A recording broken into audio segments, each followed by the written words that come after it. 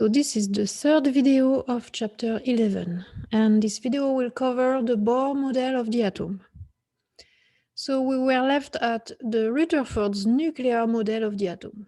But the nuclear model of the atom does not explain how the atom can gain or lose energy. And so the next scientist who spent time on it was Niels Bohr, and he developed a model of the atom to explain how the structure of the atom changes when it undergoes energy transitions. And so Niels Bohr's major idea was that the energy of the atom was quantized, and that the amount of energy in the atom was related to the electron's position in the atom. So let's watch a video of Professor Dave explains before we go over this. Professor Dave here. Let's talk about the Bohr model of the atom. He knows a lot about the science stuff. Professor Dave explains. Once Einstein extended Planck's idea of energy quantization to electromagnetic radiation, other physicists made some similar strides. Niels Bohr was dealing with some problems that were arising with the structure of the atom. If an atom has positively charged protons and negatively charged electrons, why are atoms stable? Why don't the electrons just collide with the nucleus? And what were these emission spectra that we can see? What is it about different elements that makes them emit light of different colors? Bohr answered these questions with his model of the hydrogen atom. He extended the idea of energy quantization and said that the potential energy of the electron in a hydrogen atom is also quantized. This means that an electron can't have any imaginable energy, but can only inhabit certain energy levels that are at fixed distances from the nucleus. Each type of atom has its energy levels at different values due to its unique number of protons in the nucleus. And an electron will transition from one energy level to another when a photon of a very specific energy is either absorbed or emitted by the electron. The energy of the photon will correspond to the difference between the two energy levels. So if the electron in a hydrogen atom goes from the n equals 3 to the n equals 2 energy level, a photon will be emitted that is equivalent to that specific energy gap. Another transition has a different energy gap associated with it, and therefore generates a photon of that particular energy. And to go from lower to higher energy levels, an electron must absorb a photon of that particular energy. For a hydrogen atom, transitions according to the energy level they land on. All the ones that end on n equals 1 are called the Lyman series.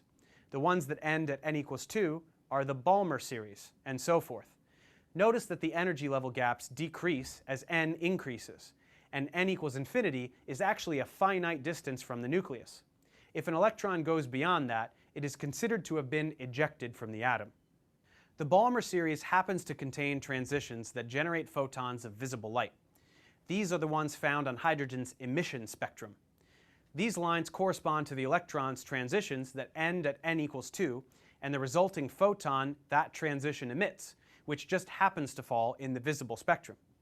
As we said, these energies are unique to hydrogen. Every element will have its own emission spectrum because every element has a unique nucleus, and therefore differently spaced energy levels.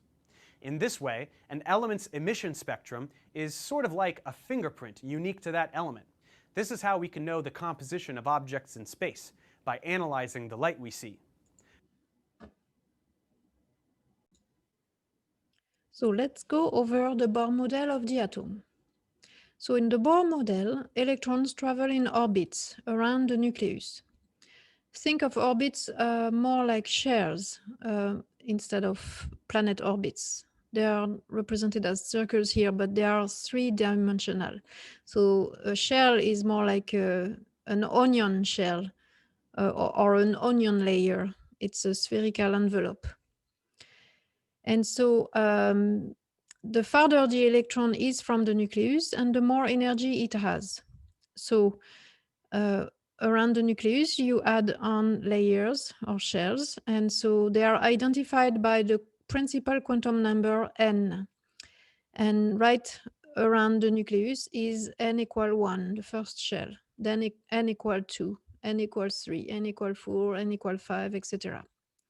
And so the farther you go away from the nucleus and the higher the energy in the shells. So the electrons occupy those shells and they will have a specific amount of energy when they are in a given shell. And so the energy increases as you go away from the nucleus. So in the Bohr model of the hydrogen, the lowest amount of energy an hydrogen's only one electron can have corresponds to being in the n=1 orbit. And we call this the ground state. So in the schematic here on the lower right corner, you see how the energy goes up, and the ground state corresponds to n=1, and that's directly around the nucleus. Then there is the excited state n=2, and then above that, another excited state n=3, and there is more as you go farther away from the nucleus. And so when the atom gains energy, the electron leaps to a higher energy orbit, and we call this an excited state. So the electron, to move from the ground state to an excited state, needs to absorb energy from the outside.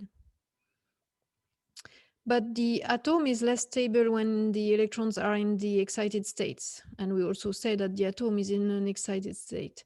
It's less stable and it will want to release that extra energy and return to the ground state. So it can happen all at once or in several steps. So for example, if the electron has been moved to the excited state n=2, then in one step it can go down back to the ground state into n=1 by releasing a photon of energy. The wavy lines, the wavy red lines here are symbolizing the release of energy when the electron goes from the excited state back down to the ground state.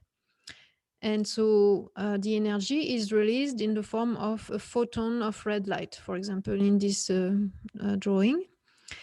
Remember how photons are representing light. And the return to the ground state does not necessarily happen only from excited state n=2 to ground state n=1. It can be from a upper excited state to a lower excited state, and it can be jumping several states at once as it goes down. You can see here that, for example, if it goes from another excited state above back down to the ground state, there will be another photon of energy released. And because the energy difference is much larger here, you will have a photon of a different color. The wavelength will be, the wavelength of the light of the photon will be a different color. So atoms can give off light, and first they must receive energy and become excited. So you need to provide energy from the outside. And then they are in this excited state that is very unstable. There is a schematic here representing the atom of lithium. And here you can see the schematic starts with the excited state of lithium atom. Then this is unstable and the energy will want to be released back to the outside. And typically it's done in the form of a photon of light.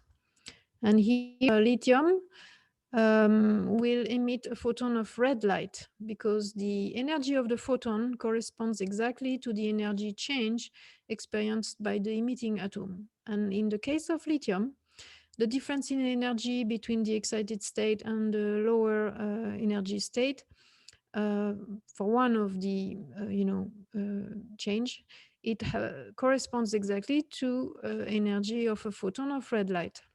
So that's why lithium will be burned with a red light. If you have a solution of a salt of lithium and you place it in a wire loop and you burn it, you will see that the flame will become red where you burn the lithium salt. So atoms like that can emit with a very specific color, and this helps identify atoms or elements. In the case of hydrogen, hydrogen has been found to have at least 4 excited states. There's actually 6. And when hydrogen gets into an excited state, because it has only 1 electron, so the electron can go all the way to, from an excited state of n equal 2 to n equal 6. And then when the electron is going back down, there is many combinations.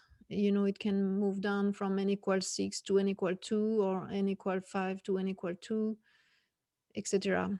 And so these difference in energy will give photons of very specific colors.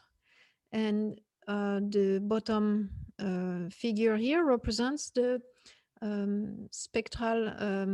the spectrum of hydrogen. It shows how hydrogen, when it is excited, it will emit 4 wavelengths at those specific values, 410 nanometers up to 656 nanometers.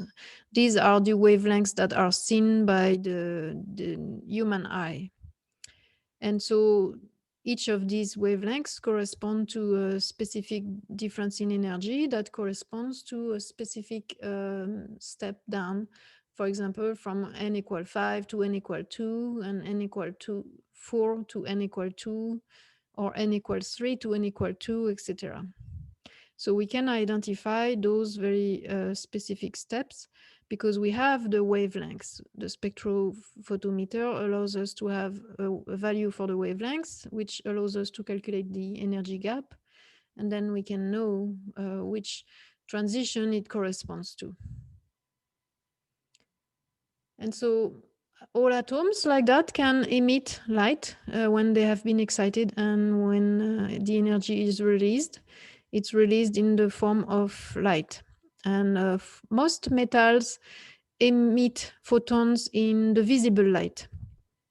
For example, if you burn a solution of sodium chloride and you place the solution on a hoop and burn the loop, you will see a yellow-orange flame, very bright, and that corresponds to the emission of sodium. So it's the sodium atom that makes this very yellow-orange light.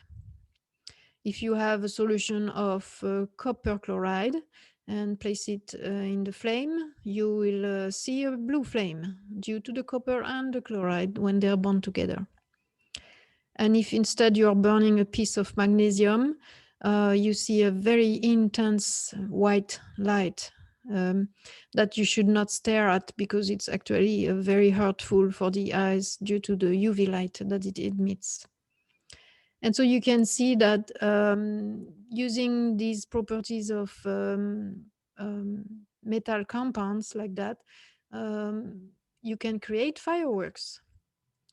So people who are manufacturing fireworks use these properties to create fireworks. And for example, they will use sodium, salts of lithium and strontium to get red fireworks. Calcium will show orange light. Sodium burns with a yellow light. Salts of boron will give a yellow-green light. Barium and copper are used to get a green light. Copper and copper allied in particular are providing a blue light. And salts of potassium will burn with purple-violet light. And anything white silver will be due to aluminum, magnesium, or titanium. So the mathematics of the Bohr model very accurately predicts the spectrum of hydrogen. It works very well. However, its mathematics fails when applied to multi-electron atoms. It cannot account for electron-electron interactions, which are what most elements are. So a better model was needed because a model that can only explain one atom is not enough. And so that's how the quantum mechanical model has been developed. And you can watch these videos provided here in the slide before you watch the next video.